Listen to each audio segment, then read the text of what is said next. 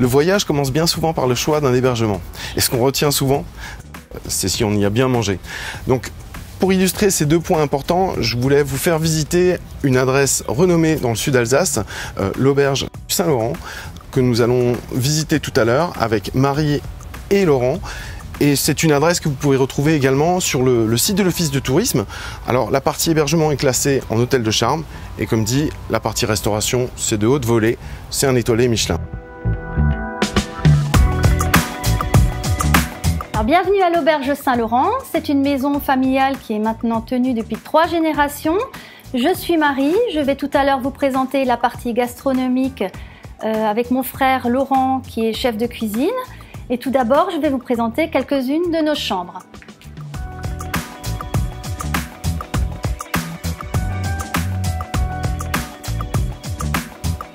Bienvenue dans la chambre Hélène les Mimosas.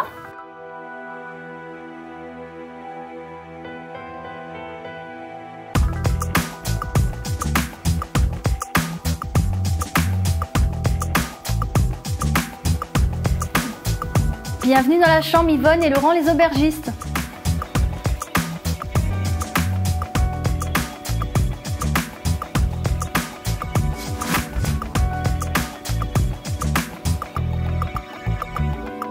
Vous bénéficiez aussi d'une très jolie vue sur notre jardin avec piscine. Je vais vous faire découvrir une autre de nos 10 chambres. Et comme vous pouvez le constater, elles sont vraiment toutes différentes, avec toujours un esprit de charme pour vous y sentir comme à la maison, mais dans le sud Alsace. Nous vous offrons aussi la possibilité d'accéder à notre jardin avec piscine, où vous pourrez vous y relaxer avant votre dîner.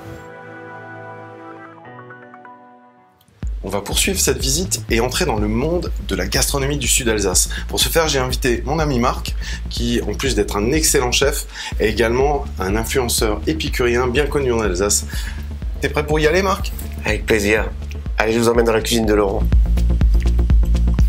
Bienvenue à tous dans les cuisines de l'auberge Saint-Laurent.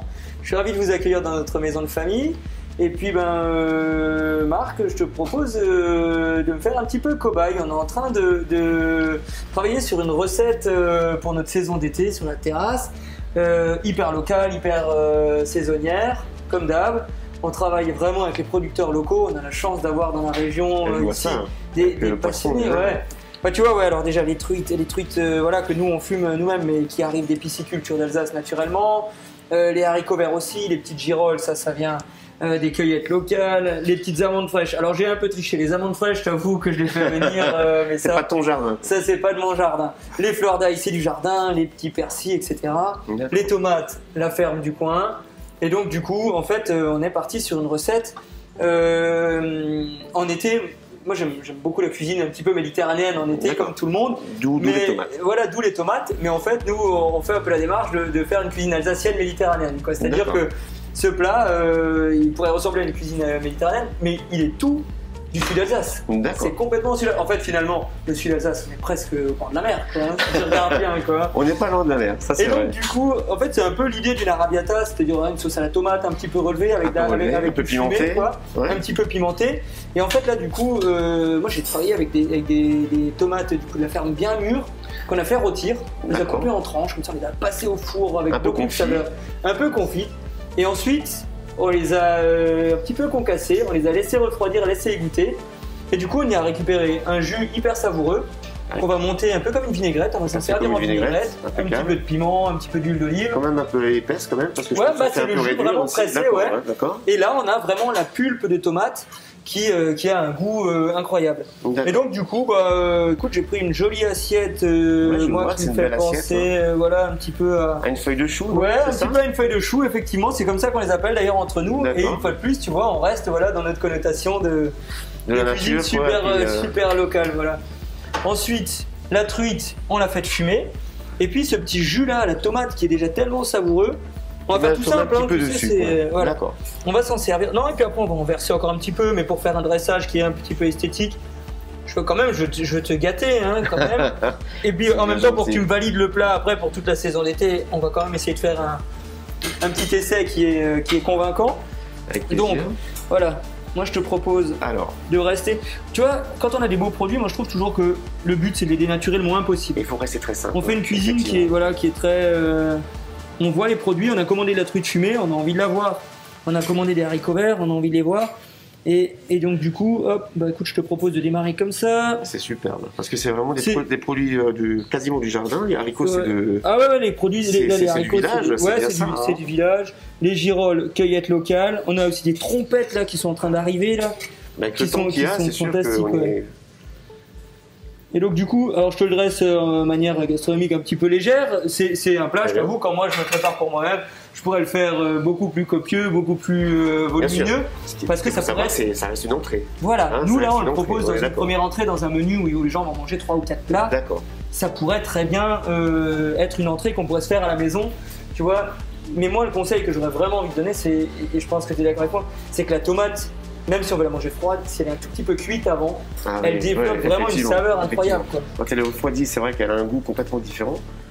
Et là, donc, c'est les amandes. Alors, ouais, les amandes fraîches, ça c'est un petit peu chez non seulement ça donne une couleur qui est incroyable, mais je pense qu'au niveau du goût, ouais, alors c'est un petit peu de boulot. Ça se complète un petit peu avec le fumé, non? Peut-être du poisson? Ouais, complètement. C'est un peu ça, non? Ce croquant, ce goût, voilà, c'est incomparable et c'est vraiment pendant une toute petite période de l'année, là, comme ça, en été, on a ces petites amandes fraîches. Et je trouve que ça vaut vraiment le coup. Donc ça se persille un peu. Ouais, on n'est pas allé chercher loin. Hein. Ma grand-mère, quand j'étais gosse, elle nous cuisinait toujours les haricots verts avec de la tomate, de l'ail, du persil et toujours un petit peu de lard fumé, tu sais, dedans. Et déjà ce côté méditerranéen, finalement. Finalement, on dit que c'est méditerranéen, mais c'est sud d'Alsace, hein, c'est tout. On reste dans le sud. Qu'est-ce qui nous a dit que c'est pas les Méditerranéens qui sont venus copier la cuisine en Alsace, finalement? Je me permets de vous rappeler que dans le temps, la Méditerranée, on était sous l'eau hein, en Alsace. Hein. Donc ouais, tu vois, voilà, on a vraiment essayé c'est magnifique. de transmettre l'émotion que moi j'avais dans ce plat. Je me régalais quand ma grand-mère me faisait ça. J'ai vraiment essayé de donner cette émotion d'une arrabbiata ou des haricots verts de ma grand-mère, mais de l'alléger un petit peu, de le raffiner et de pouvoir transmettre cette émotion dans le cadre d'un menu gastronomique. Et on est quelques-uns dans le coin à essayer de transmettre, tu vois, ces émotions. Moi, j'ai un copain, entre autres, voilà, qui a des origines asiatiques. Il fait cette cuisine asiatique qu'il transmet avec passion. Il y en a un autre qui va faire des asperges, il y en a un autre qui va... Et au fur et à mesure des saisons, on se régale les uns chez les autres. Et chacun vraiment avec son identité. Et c'est un vrai berceau, là, on est toute une bande de jeunes à super bien s'entendre. Tout à fait. Il y a vraiment une dynamisation au niveau de la restauration du sud de l'Alsace. Et à se tirer vers le haut. Et à se tirer vers le haut, c'est vrai. Ouais. Ça, c'est vraiment une chance quand t'es comme ça, quelques-uns. Quoi. Donc, tu vois, moi, voilà, par exemple, au restaurant, j'imagine que pour cet été, on pourrait présenter quelque chose dans ce style. C'est fantastique. Les couleurs sont belles et le goût est sûrement ici. Bah ouais, écoute, mais je te propose, si tu veux, c'est de te le préparer. Alors, tu vois... ce qu'on vous propose au restaurant, nous, c'est aussi de mettre en avant les métiers de la salle, du service, qui sont essentiels. C'est ce qui fait la différence entre une bonne assiette qu'on va manger à la maison ou une bonne assiette qu'on va manger au restaurant. Et c'est très important aussi, la salle. Et nous, par exemple, cette assiette, moi je la visualise, si on va la servir au restaurant, l'idée serait d'envoyer le serveur emmener la gourmandise en salle. Donc nous, on a essayé de le rendre élégant et fin. Déjà très beau, visuellement c'est super. Et après, je pense qu'on va compléter avec la sauce. Mais la sauce, si maintenant je la mets dans l'assiette, tu vois, ça va arriver. Et du coup, ça va bouger. Donc tu vas proposer un côté spectacle alors, du coup, voilà, un exactement. petit peu. Exactement, l'idée, ce serait que un de mes jeunes, là, à qui j'ai parlé de cette assiette, comme je t'en ai parlé à toi avant, je lui ai fait goûter. Et lui dire, regarde maintenant, on l'a fait fine. Mais finalement, ce qu'on aime, nous, dans notre cuisine, et vraiment, on essaie de faire une cuisine qui est élégante, on va dire. Tout à fait. Mais la principale qualité que doit avoir notre cuisine, ça doit être bon et gourmand. Ouais, sinon, ça n'a aucun sens, quoi. Tu peux faire beau, tu peux faire à la mode, tu peux faire ce que tu veux. Il faut que ce soit bon. Et ça, je trouve que c'est quelque chose qui se dégage assez de la région. Et bah, du coup, nous, le côté gourmand et tout, bah, on va aller le mettre en salle. Et donc, tu vois, je vais leur dresser, moi, je vais leur envoyer la casserole de sauce en salle. Et c'est un de mes jeunes serveurs, il va venir comme ça. Et il va en parler, il va dire, bah, tu sais, voilà, si. Et donc, le jus qui est réduit, voilà, tomate ce petit jus de tomate concassé. Alors, est-ce que tu veux bien être mon cobaye? Allez, alors je me permets de te saucer l'assiette. Regarde, tac. On va verser un petit peu de sauce comme ça. Après, c'est vrai qu'on est en Alsace et l'Alsace c'est gourmande. Ça. Voilà, tu vois. Et alors moi, je me permets juste une petite question. Avec quoi tu accommoderais ce plat, cette entrée au niveau vin? Alors, j'allais dire. évidemment. Alors, qu'est-ce qu'on voit? Parce qu'on parle beaucoup de bouffe, voilà. Exactement. Mais on est bien d'accord que n'importe quel bon moment de gourmandise s'accompagne d'un verre de vin d'Alsace. Hein. Nous, on est des grands fans ou des grands... Et là, c'est riche au niveau du vin. Exactement. Alors, on pourrait aller dans des choses assez insolites, voilà, parce que maintenant, on a toute une génération de jeunes vignerons qui font des choses très insolites. Qui travaillent très bien, effectivement. Moi, je reste un grand fan du Riesling, hein, un Riesling assez vif, assez, voilà, avec tout le terroir qui reflète et l'élégance que ça apporte. Le poisson, ça s'acclimate très très bien. Voilà. On a tendance à beaucoup servir le Riesling quand on a une sauce crémeuse avec, parce que ça a ce côté assez pur, voilà, qui va éviter le côté gras. Mais là, finalement, avec cette sauce à la tomate et tout, moi, ça m'irait assez bien un petit verre de Riesling. D'accord. Ben écoute, c'est parti. Ah, donc Laurent, toi, tu ferais comment? Tu mettrais un peu de pain dessus? Tu goûterais d'abord directement le... Alors, bah écoute, tu vois, je t'ai mis une cuillère parce que pour nous, la sauce c'est primordial. Donc, tu peux y aller avec la sauce. Voilà, un couteau, tu vas voir. Ça, en fait, il y a des textures. La truite, une fois que c'est fumé, ça a une belle consistance. Voilà. Et puis bon, moi, le pain, je suis le premier consommateur de pain dans la maison. Hein. On travaille avec un boulanger local qui nous fait des pains, voilà, vraiment à la demande comme on les aime. Ça te plaît? Oui, très très bien. Et là, j'ai même goûté avec l'amande parce que tu m'as préconisé. Ça t'intrigue ça, hein? Ouais, l'amande, ça m'intrigue. En plus, l'amande fraîche. Ouais. La texture, on la retrouve avec aucun autre produit, je trouve.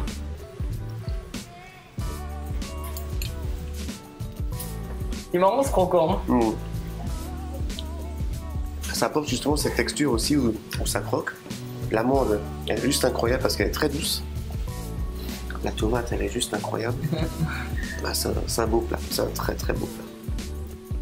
Et qui est bête comme chou, tu vois, dans la réflexion, dans le truc, les techniques sont... Bien sûr, c'est vraiment le cœur qu'on met dedans, dans les assaisonnements, dans le truc, mais c'est pas, c'est pas tiré par les cheveux, c'est pas compliqué, c'est pas des techniques folles, c'est beaucoup d'émotions, je trouve, et de beaux produits en fait. C'est un très beau produit, en bouche ça éclate.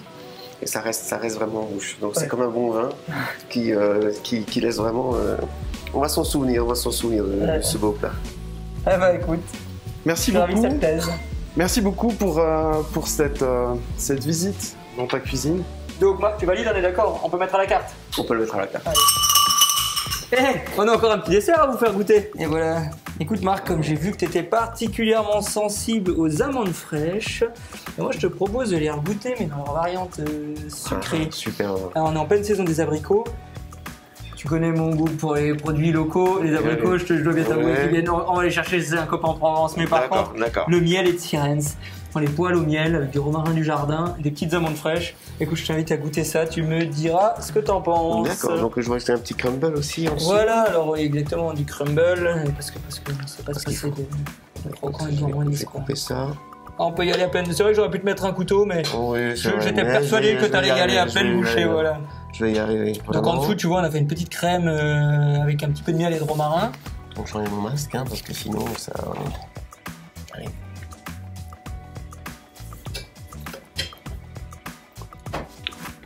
Effectivement, les abricots sont très bons, très doux finalement, hein. Pas très acides. C'est croquant, c'est très frais. La glace, je pense que c'est une au yaourt, non? Au milieu, on a une crème au romarin et par-dessus, on a une petite glace au romarin au milieu et par-dessus, on vient mettre une... Tu sais, le côté alsacien, on met toujours un petit peu de crème, un petit peu de gourmandise. Tout ça, la gourmandise toujours. Voilà, qui est toujours des abricots et du miel, c'est bien, mais avec un peu de crème et de beurre, c'est mieux. Écoute, ton dessert est fantastique. Je te remercie beaucoup. Donc c'est validé? C'est validé, on peut le mettre sur la carte. C'est bon, on a fait notre nouvelle carte. Merci.